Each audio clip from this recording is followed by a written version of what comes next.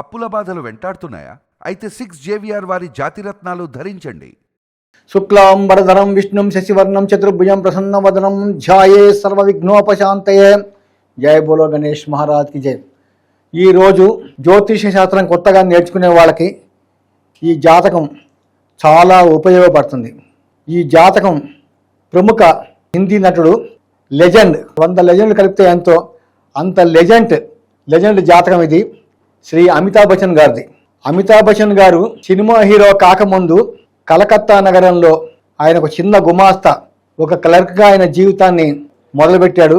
అలాంటి అమితాబ్ బచ్చన్ హిందీ సినిమా రంగాన్ని 1972 నుంచి ఉర్రూతలూగించి పేరు మోసిన సినిమా హీరోలను కూడా పక్కన పెట్టడం జరిగింది.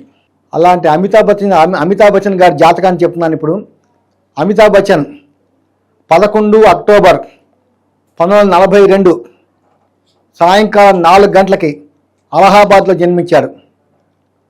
అమితాబ్ బచ్చన్ జన్మ నక్షత్రం స్వాతి నక్షత్రం 2వ పాదం, రాశి తులారాశి, జన్మలగ్నం కుంభలగ్నం. ఆయన లగ్నంలో ఉన్న గొప్పతనం, లగ్నంలో కేతువు, చతుర్థంలో లగ్నాధిపతి శని, షష్ఠ స్థానంలో ద్వితీయ లాభాధిపతి గురువు ఉచ్చస్థితిలో ఉన్నాడు.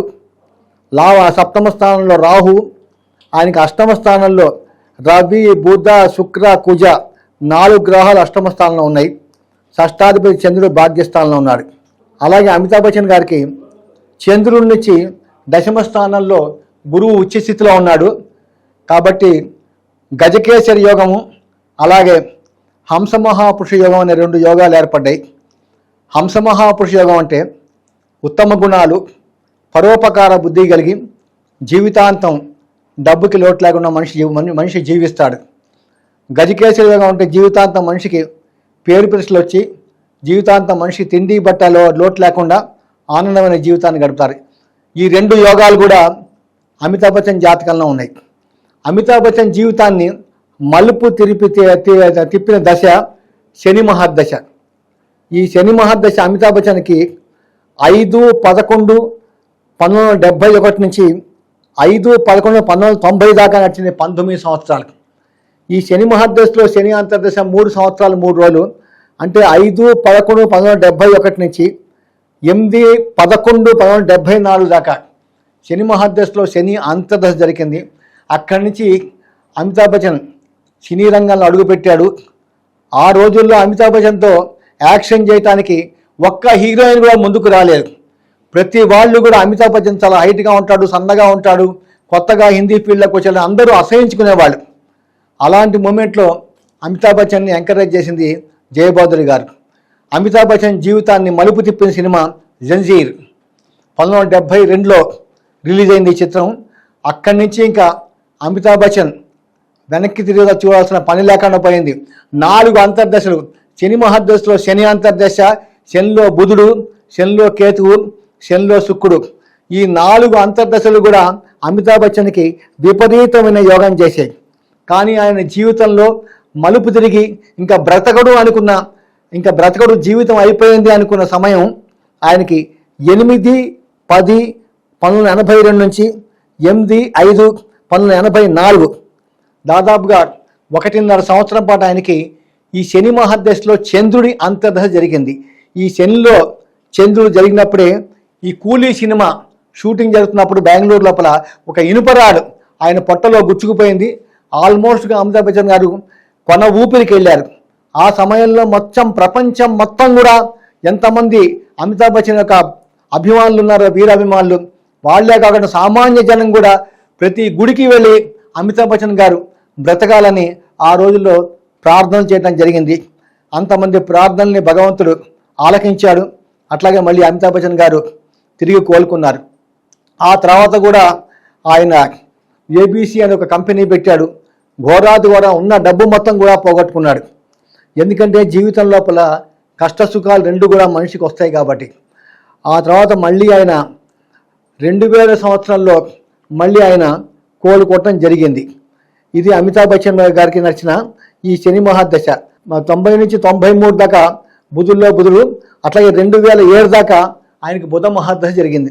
బుధుడు కూడా విపరీతమైన యోగం చేశాడు అమితాబ్ బచ్చన్ గారికి. కాబట్టి ఆ తర్వాత ఆయన ఏబీసీ కంపెనీలో లాస్ అయినప్పటికీ కూడా కోన్ బనేగా కరోడ్పతులు ఆయన మీకు అందరికీ తెలుసు. ప్రపంచం మొత్తంలో ఎంత పేరు వచ్చిందో, మళ్ళీ యథాప్రకారంగా ఎంత డబ్బు పోగొట్టుకున్నాడో అంత డబ్బు కూడా ఆయన సంపాదించడం జరిగింది. ఆయనకి మెయిన్గా నవాంశ చక్రం చూస్తే అయింది తులాలగ్నం అయింది. మెయిన్గా ఆయనకి తృతీయంలో కేతువు, చతుర్థంలో చంద్రుడు, అష్టమంలో శుక్రుడు స్వక్షేత్రంలో ఉన్నాడు, భాగ్యస్థానంలో రాహు శని, దశమంలో గురువు ఉచ్చస్థితిలో ఉన్నాడు. అంటే రాశి చక్రంలోనూ కర్కాటకంలో ఉన్నాడు, నవాంశలోనూ కర్కాటకంలో ఉన్నాడు. కాబట్టి గురుగ్రహానికి వర్గోత్తమం చెంది గురువు విపరీతమైన బలం కలిగి ఉన్నాడు. అలాగే నవాంశలో కుజుడికి కూడా నీచభంగం ఏర్పడింది. నవాంశలో లాభంలో రవి బుధులు కలుస్తున్నారు. ఇది అమితాబ్ బచ్చన్ యొక్క నవాంశ చక్రం. ఇంకా అమితాబ్ బచ్చన్కి మెయిన్గా అష్టక వర్గం చూసినట్టయితే అమితాబ్ బచ్చన్ గారికి ఇప్పుడు మిథున రాశిలో గురువు వచ్చాడు.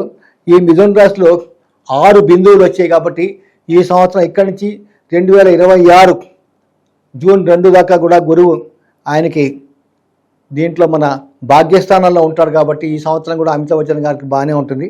ప్రస్తుతం అమితాబ్ బచ్చన్ గారికి నడుస్తున్న మహర్దశ చూసినట్టయితే ఆయనకి 5/11/2014 నుంచి 5/11/2034 దాకా ఈ యొక్క శుక్రమహర్దశ జరుగుతోంది.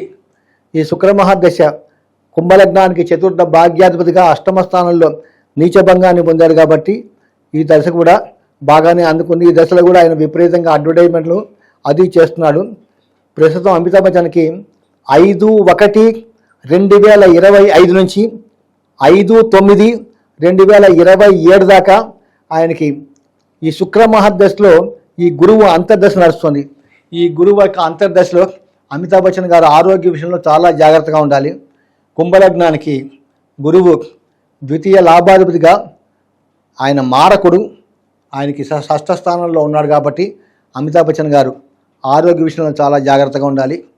ఆయన ఎన్నో చిత్రాల్లో నటించి ఎందరో మన దేశంలోనే కాకుండా ప్రపంచంలో అందరి యొక్క మన్ననలు పొందిన అమితాబ్ బచ్చన్ గారికి భగవంతుడు ఆయురారోగ్యాలు ఐశ్వర్యాలు ప్రసాదించని కోరుతూ సెలవు తీసుకుంటున్నాను.